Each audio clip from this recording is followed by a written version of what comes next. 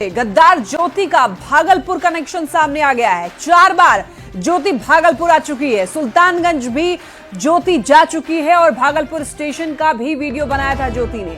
अजगैबीनाथ मंदिर का भी ज्योति ने वीडियो बनाया था और जानकारी सामने आने के बाद वहां पर मंदिर में सुरक्षा के निर्देश दिए गए हैं। मंदिर में सीसीटीवी कैमरा लगाने के निर्देश, अधिकारियों ने मंदिर का जायजा लिया है। तो भागलपुर कनेक्शन अब ज्योति का सामने आ चुका है और देखिए ज्योति वही है जिसका कि भारत की रहने वाली ज्योति जिसका कि पाकिस्तान से कनेक्शन सामने आया है। और दरअसल ज्योति से पूछताछ की गई है। एनआईए, एमआई और मिलिट्री इंटेलिजेंस के अलावा देखिए देश की अलग अलग एजेंसी ज्योति से पूछताछ कर चुकी है। यूट्यूबर ज्योति जो कि यूट्यूब पर व्लॉग्स डालती थी, इंस्टाग्राम पर लाखों में फॉलोअर्स हैं और ये यूट्यूबर ज्योति मल्होत्रा जो कि हरियाणा की तरफ रहने वाली है और उसका पाकिस्तान से कनेक्शन सामने आया है।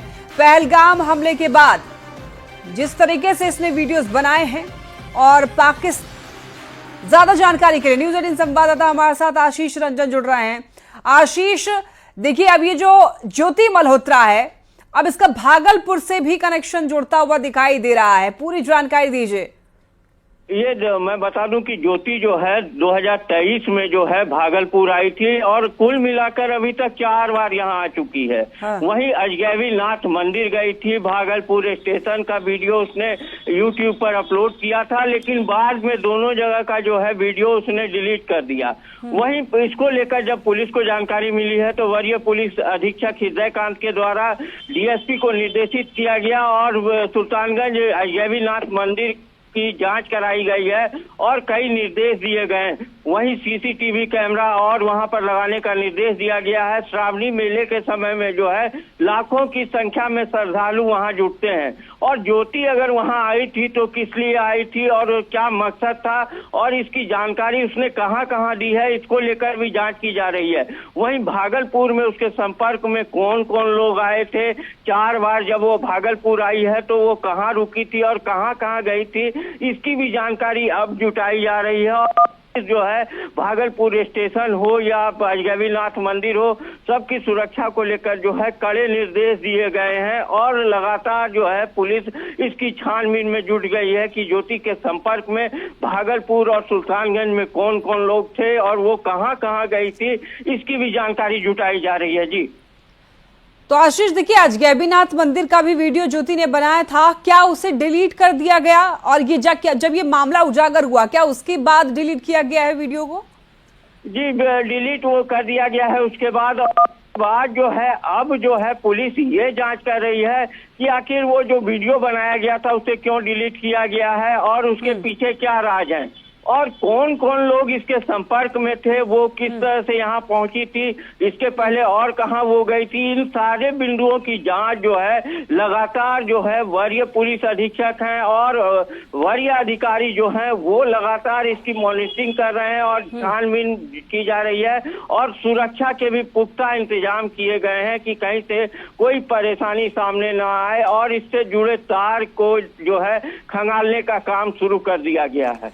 तो आशीष, ये जब मामला सामने आया है क्या उसके बाद आपने अधिकारियों से बात की है कि इस मामले को किस तरीके से डील कर रहे हैं, क्योंकि सुरक्षा में देखिए इजाफा किया जा रहा है? जी मेरी बात वरीय पुलिस अधीक्षक से हुई है। उन्होंने कहा कि इस तरह का मामला सामने आने के बाद जांच कराई गई है और कई निर्देश दिए गए हैं। वहीं अन्य बिंदुओं पर भी छानबीन की जा रही है। पुलिस लगातार चौकस है और हर एक बिंदु पर जो है गहराई से जांच की जा रही है जिससे सारी बातें सामने आ सकेंगी। जी ठीक है, बहुत धन्यवाद आपका इन तमाम जानकारियों के लिए आशीष। खबर उत्तर प्रदेश के हरदोई से, जहां पर एक बार फिर अराजक तत्वों ने 2 ट्रेनों को डिरेल करने की साजिश रची। लोको पायलट की सतर्कता से एक बड़ा रेल हादसा होते होते टल गया। अराजक तत्वों ने दलेन नगर उमरताली के बीच 2 ट्रेनों को डिरेल करने की साजिश रची थी। घटना की जानकारी लगते ही मौके पर रेल अधिकारी समेत जीआरपी, आरपीएफ के अधिकारी पहुंचे और कुछ आपको बता दें कि कुछ दिन पहले ही भी हरदोई रेलवे स्टेशन के आउटर पर अराजक तत्वों ने लोहे के बोल्ट को रेलवे ट्रैक पर रख दिया था और उससे पहले भी दिलावर नगर में रेलवे ट्रैक पर लकड़ी का वहां पर एक मोटी लकड़ी जो है वो रख दी गई थी, जिससे कि ट्रेन डिरेल हो सकती थी। लेकिन यहाँ पर देखिए ये जो मामला है ये बड़ा हादसा होते होते टल गया है। सूझबूझ दिखाई है लोको पायलट ने और वहां पर दरअसल मौके पर तुरंत जीआरपी और आरपीएफ की जो टीम थी वो पहुंची और मामले की अब जांच पड़ताल की जा रही है।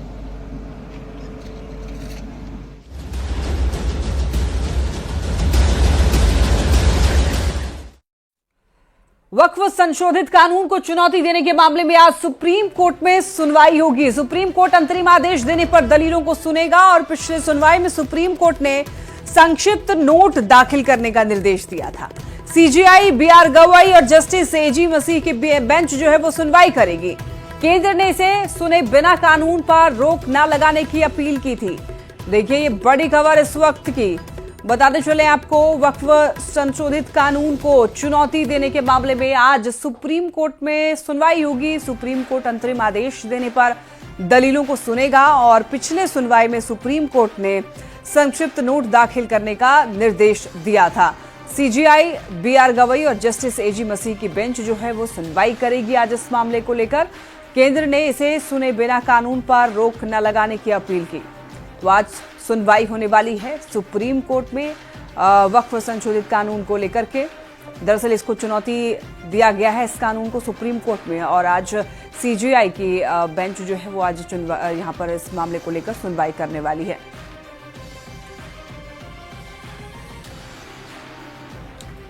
इसकी टोपी उसके सिर, ये कहावत आपने खूब सुनी होगी और ऐसा ही कुछ हुआ है किशनगंज से कांग्रेस सांसद मोहम्मद जावेद के साथ। विधानसभा चुनाव की तैयारियों को लेकर मोहम्मद जावेद बेतिया के केदार आश्रम पहुंचे थे, जहां पर समर्थकों और नेताओं ने उनका स्वागत किया।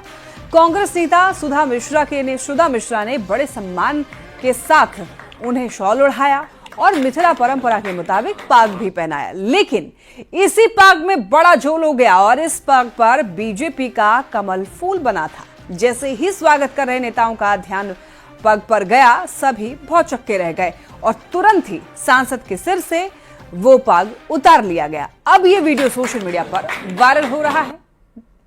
देखिए यहां पर आप देख सकते हैं डॉक्टर मोहम्मद जावेद, जिनके सर पर ये जो पग पहनाया गया है उसमें कमल का फूल बना हुआ है। जैसे ही लोगों ने नोटिस किया तुरंत इसको उतार लिया गया सिर से और इसीलिए इसकी टोपी उसके सिर, ये जो कहावत है वो यहां पर फिट बैठ रही है।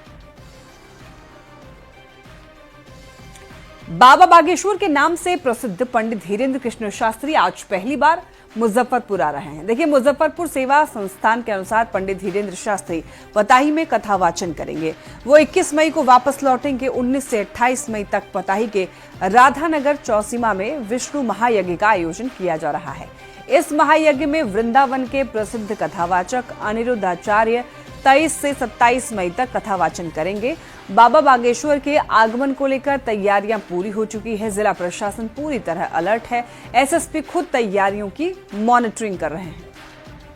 बागेश्वर धाम वाले बाबा धीरेन्द्र शास्त्री आज मुजफ्फरपुर आ रहे हैं। पताही राधानगर चौसीमा में बाबा शाम 6 बजे से हनुमंत कथा कहेंगे। बाबा के आगमन को लेकर तैयारियां जो है यहाँ पर पूरी हो चुकी हैं। जिला प्रशासन और पुलिस भी अलर्ट मोड में है। आज दोपहर के बाद बाबा दरभंगा एयरपोर्ट आएंगे, वहां से बाई रोड मुजफ्फरपुर आएंगे।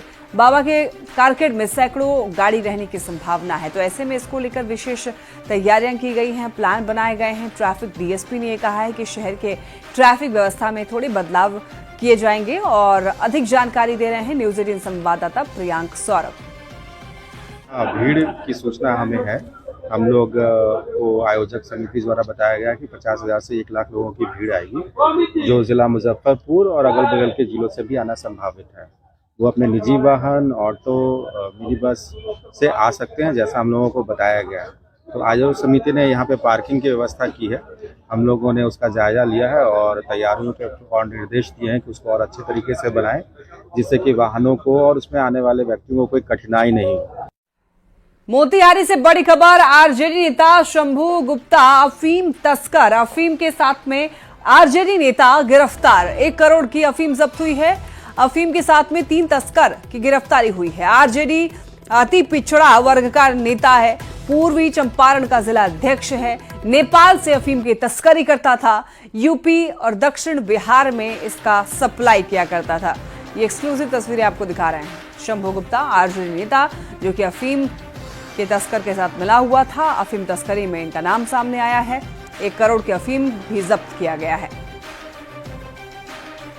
तथा शंभू गुप्ता पूर्व मुखिया पेशर चंद्रदेव साकी वार्ड नंबर 15 जितौरा थाना मधुबन जिला पूर्वी चंपारण। बराबर सामानों की सूची है 4 केजी अफीम, 55,000 रुपया तथा 4 मोबाइल फोन। इस कांड में संलिप्त अन्य अपराधियों के विरुद्ध निरंतर रेड छापामारी की जा रही है। चलिए अब बात कर लेते हैं मौसम की। बिहार में मौसम लगातार बदल रहा है। अगले 4 से 5 दिनों के लिए मौसम विभाग ने पूरे बिहार में अलर्ट जारी किया है। कई जिलों में ठनका और तेज बारिश को लेकर चेतावनी जारी की गई है। वहीं लोगों को तेज गर्मी से राहत मिली है। ज्यादा जानकारी दे रहे हैं न्यूज 18 संवाददाता शैलेंद्र कुमार।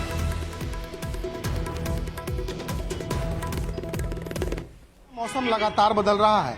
तापमान 41 डिग्री तक पहुंच गया था, लेकिन कल से पूरे बिहार के अलग अलग जिलों में तापमान में गिरावट दर्ज की गई है और मौसम विभाग ने भी कहीं न कहीं अलर्ट जारी किया है और कहा है कि अगले 2 से 4 दिनों तक बारिश और वज्रपात की संभावना है। कई जिलों में इसको लेकर के अलर्ट जारी किया गया है। भारी बारिश और वज्रपात की बात कही गई है।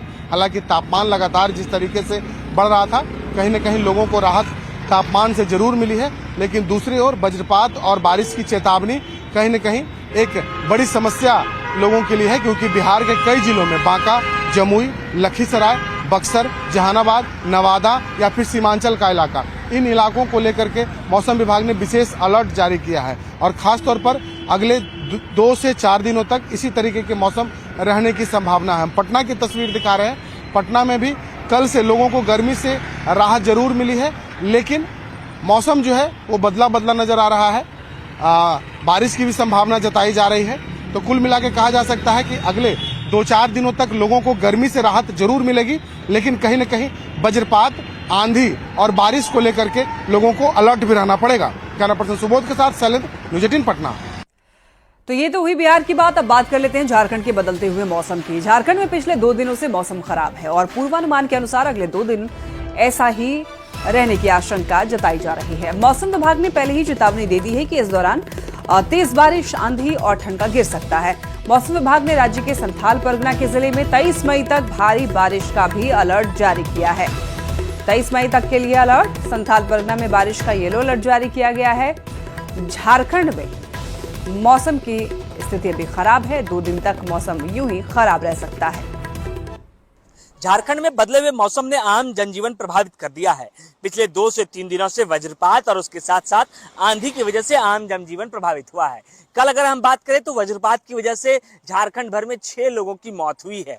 मौसम पूर्वानुमान की माने तो आज और कल भी राज्य के कई हिस्से में वज्रपात हो सकती है और इसे लेकर येलो अलर्ट भी जारी किया है। मौसम पूर्वानुमान की माने तो आज संथाल परगना के कई जिले में जो मौसम का असर है वो तेज हवा के साथ साथ भारी बरसात को लेकर अलर्ट जारी किया है। मौसम विभाग ने कहा है कि जिस तरीके से मौसम पिछले 2 दिनों से बदला है, आम लोगों को सचेत रहने की भी जरूरत है। हालांकि इस दौरान लोगों को उमस भरी गर्मी से राहत जरूर मिली है, लेकिन जिस तरीके से तेज हवा और आंधी के बाद बिजली प्रभावित हुई है, उससे भी आम लोगों को परेशानी हुई है। कल के मौसम की बात करें तो मौसम में जो परिवर्तन है वो भी देखने को मिला है। जो तापमान है उसमें भी गिरावट देखने को मिली है और बरसात भी अच्छी खासी देखने को मिली है। अगर हम राज्य भर में बात करें तो सबसे अधिक बरसात जो है वो खूंटी जिले में दर्ज की गई है, जहां अच्छी खासी बारिश हुई है। वहीं अन्य जिलों में और आज और कल भी मौसम विभाग ने इसे लेकर येलो अलर्ट जारी किया है। अगर आज की बात करें तो संथाल परगना के जिले में आज भारी बरसात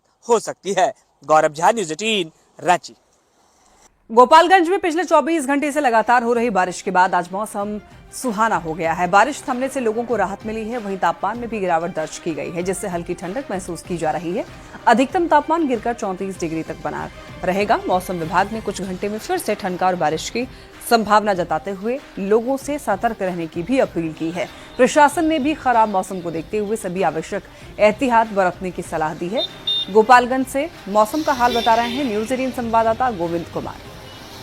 में आज मौसम सुहाना हो गया है। आज आसमान में सुबह से ही काले काले बादल छाए हुए हैं और कई इलाकों में तेज़ हवाएं भी चल रही है। इस वजह से मौसम सुहाना हो गया है, क्योंकि कल बारिश हुई थी और बारिश के बाद से ही मौसम सुहाना हो गया है। तापमान में भी गिरावट लगातार दर्ज की जा रही है और आज की अगर तापमान की बात करें तो गोपालगंज में आज अधिकतम तापमान 34 डिग्री तक पहुंचने का अनुमान जताया गया है। वहीं न्यूनतम तापमान 26 डिग्री तक मापा गया है। ऐसे में बारिश होने के बाद सुबह से ही मौसम सुहाना हो गया है और कई इलाकों में तेज़ हवाएं भी चल रही है। हालांकि आज बारिश नहीं हो रही है, लेकिन जिस तरह से मौसम बना हुआ है और आसमान में काले बादल छाए हुए हैं, उससे लोगों को उमस भरी गर्मी से राहत जरूर मिल गई है। ऐसे में बारिश और वज्रपात को लेकर मौसम विभाग का आज भी अलर्ट जारी है। गोविंद कुमार, न्यूज़ 18 गोपालगंज।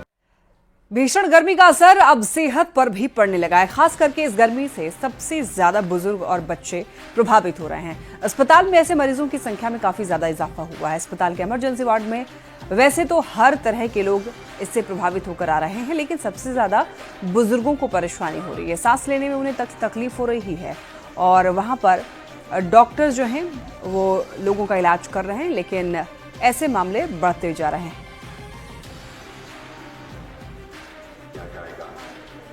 चलिए बात करेंगे गिरिडीह की, जहां पर सरिया प्रखंड क्षेत्र के सर्वोदय गांव में बीती देर रात हाथियों के झुंड ने जमकर उत्पात मचाया है। 18 जंगली हाथियों का झुंड जो है वो राजदा धाम होते हुए गांव में घुसा और हाथियों ने कई लोगों के कच्चे घरों में तोड़फोड़ की है। बाउंड्री को नुकसान पहुंचाया है, घर में रखा अनाज भी चट कर गए और हाथियों के उत्पात से गांव वालों में दहशत का माहौल है। भयभीत गांव वालों ने वन विभाग से शिकायत की है, मुआवजे की मांग कर रहे हैं। सूचना पर पहुंची वन विभाग की टीम ने हाथियों को भगाने की कोशिश की। हालांकि हाथियों ने अभी भी गांव के नदी किनारे अपना डेरा जमाया हुआ है। होती ना, देखे हम कितना कर्जा महाजन लेके घर लगाइए और सब तोड़ फाड़ के चला जाते हैं और हर साल आते हैं, हर साल सब दीवार गिरा के चला जाते हैं। तो कहाँ से हम गरीब आदमी की करेंगे? चावल तावल है, सब कुछ खा पी के चला गया। अब गरीब आदमी कहाँ हम बाल बच्चा लेके रहेंगे? अपना नुकसान कर दिया, सब गेट तोड़ दिया, सब इन्हें गाछ वृक्ष के सब तोड़ दिया, सब आम कटहर के। हाथी आया 25 को लगभग और सारा गेहूँ, आटा, चावल और जितना घर था सब सबको सब मरिया तोड़ दिया और दीवार भी तोड़ दिया। बहुत नुकसान किया। बराबर आता है हाथी परिवार से आया था, इसलिए नुकसान किया था। इन साल ढेर नुकसान कर दिया, बाउंड्री भी तोड़ दिया बहुत बड़ा। सऊदी अरब के यानुब में सेंडन इंटरनेशनल कंपनी में फंसे बिहार, यूपी और बंगाल के सैकड़ों श्रमिकों की मदद के लिए गोपालगंज सांसद डॉक्टर आलोक कुमार सुमन ने विदेश मंत्रालय को रिपोर्ट भेजी है। सांसद ने वीडियो कॉल पर श्रमिकों से बात करके हाल जाना है और वतन वापसी का भरोसा भी दिलाया है। गोपालगंज के दहीभाता, बंगरा, वृंदावन गांव के 4 श्रमिकों के परिवारों से आवेदन लेकर कार्रवाई शुरू की गई है। सांसद ने कहा कि सरकार प्रवासी श्रमिकों की सुरक्षा के लिए तत्पर है और जरूरत पड़ी तो वो खुद विदेश मंत्रालय जाकर मामला उठाएंगे। साथ साथ और भी बगल के कई जिलों के लोग वहाँ फंसे हुए हैं। कंपनी में उन लोगों को परेशानी हो रही है और उन लोगों ने मदद की गुहार लगाई है। वीडियो कॉल से मैंने उन लोगों से बात भी की है, उन्होंने अपनी बात बताई और मैंने उनको कहा कि जो डॉक्यूमेंट की ज़रूरत है मैं उनको उनके द्वारा उनके अभिभावकगणों को खबर कर दी है कि इतने सारे डॉक्यूमेंट लेके आवेदन के साथ हमें तुरंत दें, ताकि मैं दिल्ली जा रहा हूँ, वहाँ विदेश मंत्रालय में मैं डायरेक्ट पहल करूँगा। वैसे विदेश मंत्रालय में मैंने बात भी की है। आज से बिहार यात्रा पर प्रशांत किशोर, बिहार बदलाव यात्रा पर पीके बड़ी खबर इस वक्त की। देखिए, बिहार यात्रा करने वाले हैं प्रशांत किशोर और बिहार बदलाव यात्रा पर प्रशांत किशोर निकल गए हैं। सिताब दियारा से यात्रा की शुरुआत की है। 120 दिन में 243 विधानसभा का दौरा करने वाले हैं प्रशांत किशोर। जनता से सीधे संवाद करेंगे, हर दिन 2 जनसभा को संबोधित करने वाले हैं। तो ये उनका टारगेट है कि 120 दिन में 243 विधानसभा का दौरा कर लेंगे। तो बिहार यात्रा पर प्रशांत किशोर निकल चुके हैं, यानी कि आप देख सकते हैं विधानसभा चुनाव को लेकर पुरजोर कोशिश में लगे हुए हैं प्रशांत किशोर और हर दिन 2 जनसभा को संबोधित करने वाले हैं। तो आपको बताते चलें कि प्रशांत किशोर काफी ज्यादा एक्टिव मोड में दिख रहे हैं, लगातार अपना कुनबा भी बढ़ा रहे हैं। दूसरी तरफ अब बिहार बदलाव यात्रा पर निकल पड़े हैं। सिताब दियारा से यात्रा की शुरुआत कर दी है। न्यूज 18 की खबर पर मुहर लग गई है। टीआरई 1 और 2 की महिला शिक्षिका का ट्रांसफर हुआ। देखिए, दूरी के आधार पर 11,500 शिक्षिकाओं का ट्रांसफर किया गया है। फिलहाल सभी को जिला आवंटित किया गया। ई शिक्षा कोष पर अपने नाम और कौन सा जिला उनको आवंटित किया गया है वो देख सकते हैं और जल्द ही स्कूल आवंटन की भी उनको सूचना मिल जाएगी। ज्यादा जानकारी के लिए न्यूज 18 संवाददाता रजनीश हमारे साथ जुड़ रहे हैं। रजनीश, महिला शिक्षिकाओं को ट्रांसफर उनका कर दिया गया है, लेकिन वो कब तक देख पाएंगी कि उनको कब कौन सा स्कूल जो है वो मिला है? देखिए, सॉफ्टवेयर के जरिए ऑनलाइन ट्रांसफर किए जा रहे हैं और लंबे समय से प्रक्रिया चल रही थी और 1,90,000 जो आवेदन आए थे उसमें से बारी बारी से फेज वाइज ट्रांसफर हो रहा है और इसमें दूरी के आधार पर कुल 11,801 महिला टीचर्स जो हैं उनका ट्रांसफर किया गया है। रात के 12 बजे तक लगातार ट्रांसफर प्रक्रिया चल रही थी और एसीएस विद्यालय ने मॉनिटरिंग की है कि इसमें अब कहीं से कोई गड़बड़ी ना हो, इसको लेकर खुद वो लगातार नजर बनाए हुए थे। रात में मिडनाइट से ही जो टीचर्स हैं वो अपना ट्रांसफर ई शिक्षा कोष के जरिए जो है लगातार चेक कर रहे हैं। हालांकि कई ऐसे टीचर हैं जो लगातार परेशान भी है जिनका ट्रांसफर नहीं हुआ है क्योंकि दूरी के आधार पर ट्रांसफर हुआ है और 11,801 ही ट्रांसफर हुआ है। तो उनके लिए बड़ी खबर है कि अगली सूची भी जल्द आएगी, यानी जो बची हुई महिला टीचर है डिस्टेंस के आधार पर उनकी भी सूची आएगी और उसके साथ साथ जो पुरुष टीचर है उनका भी ट्रांसफर किया जाएगा। जो सेम जिला वाले हैं उनका भी ट्रांसफर होगा। इसको लेकर भी विशेष तैयारी चल रही है और आज जो है अब तक जिनका ट्रांसफर हो चुका था कल से पहले उनके लिए स्कूल आवंटन की तैयारी है। आज किसी भी वक्त शिक्षा विभाग आज वैसे टीचर्स के लिए भी आज सूची यानी जो ट्रांसफर की जो लिस्ट है वो जारी कर सकता है। जी ठीक है, बहुत धन्यवाद आपका इन तमाम जानकारियों के लिए रजनीश। चलिए इसी